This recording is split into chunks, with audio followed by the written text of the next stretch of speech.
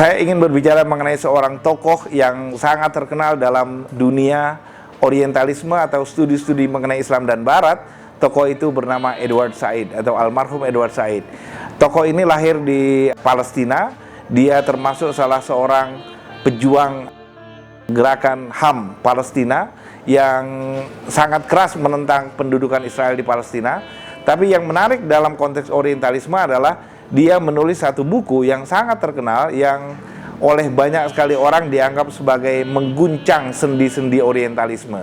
Bukunya itu disebut Orientalism, ya, terbit tahun 1978 dan sampai sekarang terus-menerus dibaca, sudah diterjemahkan ke hampir 30 bahasa di seluruh dunia. Dan Edward Said seperti mengakhiri penggunaan orientalisme, dan orang sesudah terbit bukunya, bahkan oleh teman-temannya sendiri di Barat, mereka seperti tidak mau lagi disebut orientalis. Mereka ingin disebut sebagai ahli mengenai Islam atau ahli mengenai Timur Tengah atau sebagainya gitu ya. Saya ingin berbicara mengenai isi orientalisme itu dan bagaimana signifikansinya. Edward Said sendiri mendefinisikan orientalisme menjadi 3 hal.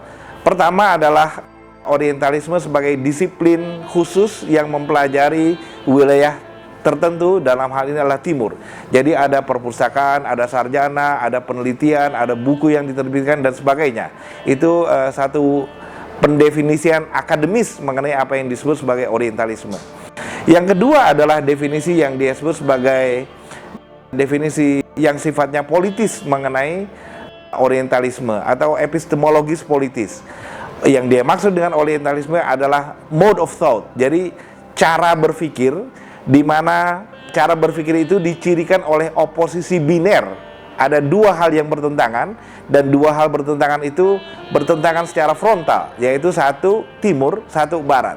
Jadi orang dilihat dari 2 sisi itu, yang satu adalah timur, yang satu barat, dan cara berpikir ini menjustifikasi ada hal-hal tertentu yang hanya dimiliki oleh orang-orang barat, misalnya bahwa dia rasional, bahwa dia efisien, dan seterusnya. Dan yang lain adalah cara berpikir mengenai Timur yang mengidentikan Timur sebagai tidak rasional, eksotis, malas, dan seterusnya gitu.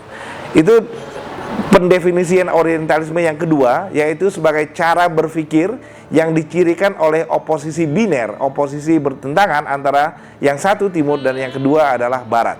Yang ketiga adalah orientalisme sebagai hubungan ekonomi politik yang diawali oleh definisi kedua tadi, oposisi biner tadi, yang kemudian cara berpikir itu digunakan untuk menundukkan Timur.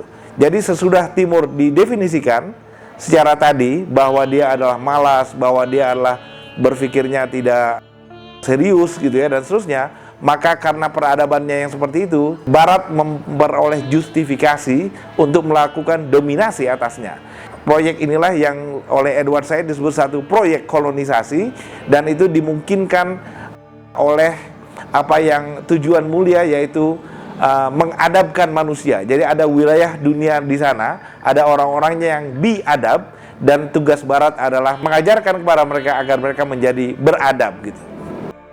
Dan Edward Said kemudian memperlihatkan dalam bukunya itu banyak sekali karya-karya Barat yang memperlihatkan seperti itu, dan kaitannya dengan orientalisme dan imperialisme. Dia menulis buku sendiri khusus mengenai culture and imperialism sesudah dia menulis mengenai orientalism, yang memperlihatkan kaitan antara pengetahuan dan praktik imperialisme.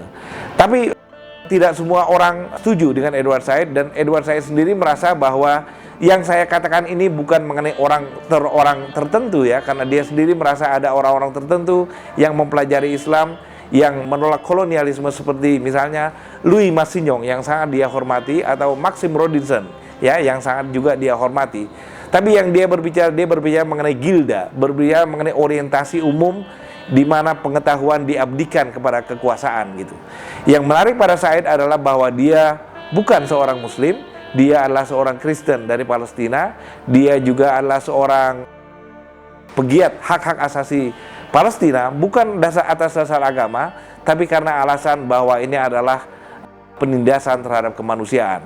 Jadi peristiwa Edward Said dan buku Edward Said lagi-lagi memperlihatkan kepada kita bahwa ada banyak hal di luar Islam dan Barat dan Kristen dalam orientalisme. Itu menyangkut bagaimana pengetahuan dibentuk dan bagaimana pengetahuan mengabdi kepada kemanusiaan atau mengabdi kepada kolonialisme. Terima kasih.